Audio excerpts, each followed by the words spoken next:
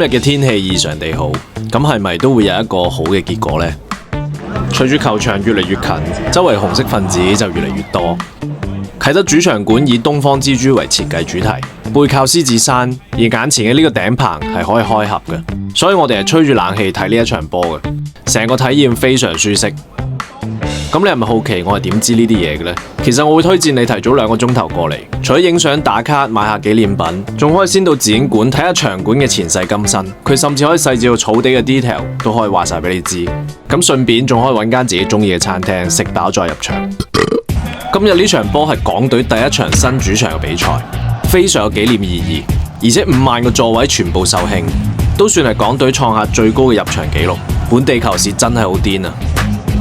咁就睇下今日呢支 Hong Kong team 同呢班 Hong Kong boys 到底會發生啲咩化學反應。近年港隊嘅成績有目共睹再提高，本地球迷嘅氣氛更加係有增無減，每次散場都可以用助威歌聲塞滿場外每一個角落。但係要獲得2027年亞洲盃資格，港隊就一定要贏低小組第一，所以呢一場波都算係非勝不可嘅比賽。而且依家嘅港隊除咗幾位實力上可以入籍兵之外，仲有唔少近年喺中超、中甲發揮唔錯嘅球員。而港隊最令我喜歡嘅就係佢哋不知疲倦嘅跑動，同埋每球必爭嘅拼勁。除咗呢個球證盲盲地之外，兩隊嘅運氣好似都唔係幾好，尤其埋門嘅時候。唔通呢一場地標戰要以平局收場？不知不覺時間嚟到90分鐘，呢位香港盧卡古米高突如其來嘅一次突破，博到咗一個價值連城非常關鍵嘅12碼。